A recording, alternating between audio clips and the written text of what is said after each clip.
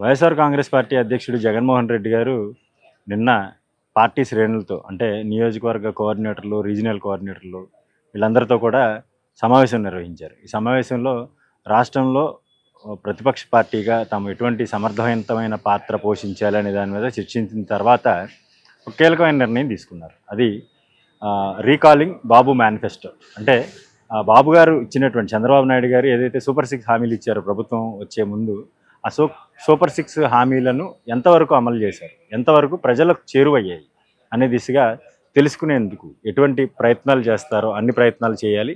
5 వారాల పాటు నియోజకవర్గ కోఆర్డినేటర్లు ప్రతి గ్రామంలో అంటే వాళ్ళ నియోజకవర్గ పరిధిలో ఉన్నటువంటి ప్రతి గ్రామంలో పర్యటించాలి. పర్యటించిన తర్వాత లబ్ధిదారులకు ఎంత రావాలి, ఇప్పటి వరకు ఎంత వచ్చింది, ఈ సంవత్సర కాలంలో ప్రభుత్వం నుంచి సంక్షేమ పథకాల ద్వారా అందాల్సినటువంటి లబ్ధి ఎంతవరకు అందిందనే దాని మీద ఒక ప్రోగ్రెస్ రిపోర్ట్ లాగా తయారు చేయాలి. ప్రభుత్వం మీద ఎదురుదాడి చేసేందుకు ఇది ఖచ్చితంగా ఉపకరిస్తుందనే ప్రయత్నంలో భాగంగా జగన్మోహన్ రెడ్డి గారు ఈ కార్యక్రమానికి శ్రీకారం చుట్టారు. ప్రస్తుతం రేపో మాపో ఈ కార్యక్రమాన్ని అఫీషియల్గా లాంచ్ చేసే పరిస్థితి ఉంది.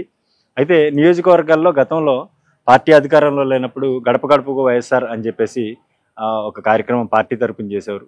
అధికారంలోకి వచ్చిన తర్వాత గడప గడపకు మన ప్రభుత్వం అంటూ కూడా కార్యక్రమం చేసేవారు. అయితే ఎన్నికల చివరిలో 2024 ఎన్నికలకు ముందు కొన్ని రోజుల ముందు నుంచి కూడా ప్రతి నియోజకవర్గంలో ఎమ్మెల్యేలు, మంత్రులుగా ఉన్నవాళ్ళు వాళ్ళ నియోజకవర్గంలో ఎమ్మెల్యేలు ప్రతి గడప గడపకు తిరిగిన పరిస్థితి మనం చూస్తాం. అయితే ఈ సమయంలో ఒక ప్లకార్డ్ అంటే పూర్తిగా ఒక పాంప్లెట్ లాంటివి తయారు చేసి ప్రతి ఇంటికి కూడా ఇచ్చేవారు.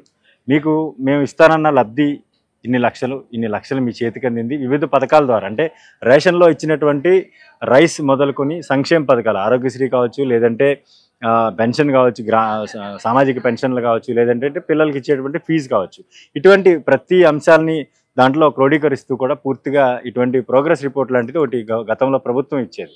అయితే ఇప్పుడు దీనికి మార్పు ఏంటంటే ఇప్పుడు వైఎస్ఆర్ కాంగ్రెస్ పార్టీ ప్రభుత్వంలో అందినటువంటి లబ్ధి ఏ విధంగా ఉంది, ప్రస్తుత కూటమి ప్రభుత్వం ఇస్తున్నటువంటి సంక్షేమ పథకాల లబ్ధి ఏ విధంగా అందుతుంది అనే దాని మీద ప్రజల్ని అడిగి తెలుసుకోవడంతో పాటు ప్రజలకి ఏ విధమైన లబ్ధి చేకూరింది ఈ ఏడాది కాలంలో అనేది కూడా తెలుసుకునే ప్రయత్నం వైఎస్ఆర్ కాంగ్రెస్ పార్టీ మొదలుపెట్టింది. మరి ఇది ఏ మేరకు సక్సెస్ అవుతుంది అంటే ప్రతి నియోజకవర్గంలో ఎమ్మెల్యే అభ్యర్థులు ఎమ్మెల్యేగా కంటెస్ట్ చేసి ఓటమి పాలైన వాళ్ళు, లేదంటే నియోజకవర్గ ఇన్ఛార్జ్ ఎవరైతే ఉంటారో వీళ్ళు ప్రతి 5 వారాల పాటు ఈ ప్రతి గడపని టచ్ చేస్తారా అనేది కూడా వేచి చూడాల్సింది. ఎందుకంటే గతంలో వైఎస్ఆర్ కాంగ్రెస్ పార్టీ ప్రవేశపెట్టినటువంటి ఈ స్కీమ్లో అంటే ఈ పథకంలో ఈ యొక్క గడప గడపకు మన ప్రభుత్వం కావచ్చు, లేదంటే గడప గడపకు వైఎస్ఆర్ కావచ్చు, ఇటువంటి కార్యక్రమాలు ఆశించిన స్థాయిలో జరగలేదు. మరి ఈ కార్యక్రమాన్ని క్షేత్రస్థాయిలోకి పార్టీ నేతలు ఎట్లా తీసుకెళ్తారనేది చూడాలి.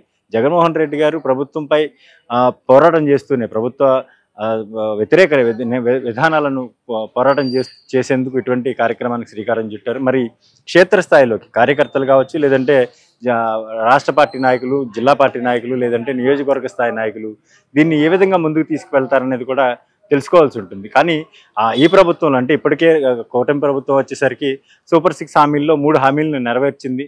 ఇంటింటికి గ్యాస్ ఉచిత 3 గ్యాస్ సిలిండర్లు ఇస్తామని చెప్పింది. డిఎస్సి గురించి ఇప్పటికే డిఎస్సి ఎగ్జామ్స్ జరుగుతూ ఉన్నాయి. 3వ పథకంగా ఇటీవల తల్లికి వందనం పథకాన్ని ప్రారంభించింది.